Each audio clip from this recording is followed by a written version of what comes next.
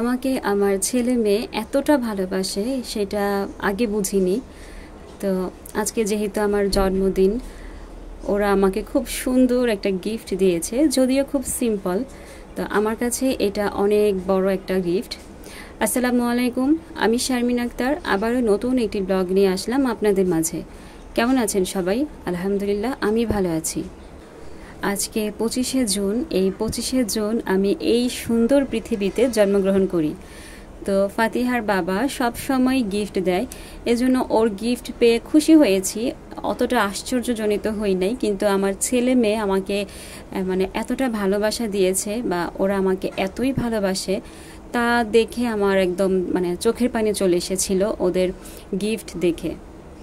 তো আমি বলেছি এটা হচ্ছে আমার কাছে পৃথিবীর শ্রেষ্ঠ গিফট, তোমার আর রায়ানের গিফট। ফাতিহা যেভাবে আমার জন্য চিঠি লিখেছে, এতটুকু মেয়ের মনের ভিতরে এতটা আবেগ ওর মার জন্য, ওইটাই ও প্রকাশ করেছে। যারাই পড়েছে তারাই বলতেছে যে ও খুব সুন্দর চিঠি লিখেছে।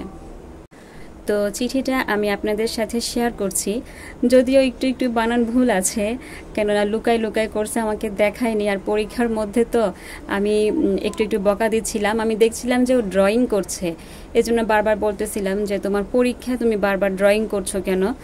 তো বকাঝকা ভালোই খাইছে আমার কাছে। এই ফুল আর চিঠি রাত 12টায় দিয়েছে আমাকে।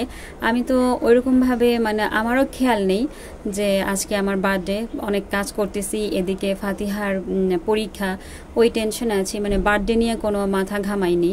আর এখন বার্থডেটা ওইভাবে মানে আনন্দ লাগেও না, যেহেতু অনেকটাই বড় হয়ে গিয়েছি। তবে আলহামদুলিল্লাহ, ফাতিহার বাবার এখন পর্যন্ত আমাকে প্রতিটা বার্থডেতে কোনো না কোনো গিফট দেয়, সেটা হোক একটা ফুল কিংবা যে কোনো কিছু, ও দিবেই। বাপ বেটি মিলেই কিন্তু এই প্ল্যানটা করেছে। আর ফাতিহাকে দেখছিলাম যে বারবার ওর বাবার কাছে টাকা চাইছে, যে বাবা কিছু টাকা দাও, মানে আমি একটা কিছু কিনবো। তা আমি আবার বকা দিয়েছি যে আমাদের কাছে বললেই তো আমরা কিনে দিই, তুমি আবার কি কিনবা, টাকা হাতে দেওয়া যাবে না। বেচারি যে আমার জন্য গিফট কেনার আশা করেছে তা তো আর ভাবতে পারিনি।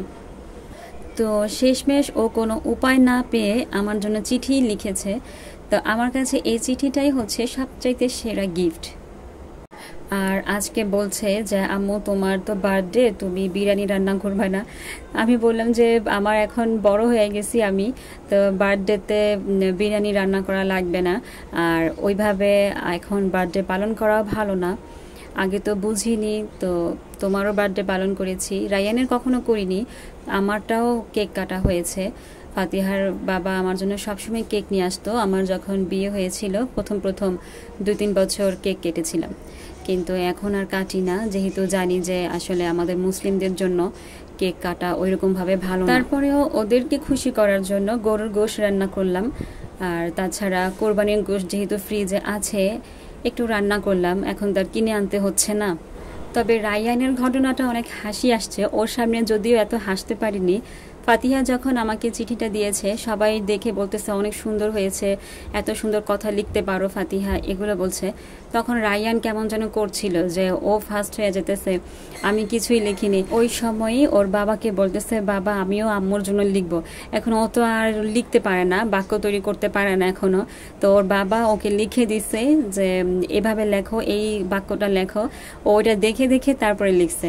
মানে এত হাসি পেয়েছে আমার, আর অনেক আনন্দিত হয়েছি। ফাতিহা তো অনেক হাসতেছিল, কিন্তু ওকে দেখে হাসলে আবার অনেক রাইগা যাবে, কেননা ফাতিহা হাসলে রায়ান অনেক রেগে যায়, বলে যে ও হাসে কেন। তো ছেলে মেয়ে লিখলে বাবা লিখবে না, এটা কোনো কথা হলো? ওর বাবাও ফেসবুকে স্ট্যাটাস দিয়ে দিয়েছে। আমি অবশ্যই একটু রাগ করেছি যে ফেসবুকে কেন দেওয়ার দরকার ছিল, এটা তো ঠিক না। তো যাই হোক, ভালোই লেগেছে। আর ছেলে মেয়ে এতটা ভালোবাসে মাকে, এটা সব মাই খুশি হবে। তো আজকে এই পর্যন্তই। ভিডিওটি ভালো লাগলে প্লিজ একটি লাইক দিবেন এবং চ্যানেলটি সাবস্ক্রাইব করে আমার পাশে থাকবেন। আর অলরেডি যারা করে দিয়েছেন তাদেরকে অসংখ্য ধন্যবাদ। পরবর্তী ভিডিও দেখার অপেক্ষায় থাকবেন। আল্লাহ হাফিজ, আসসালামু আলাইকুম।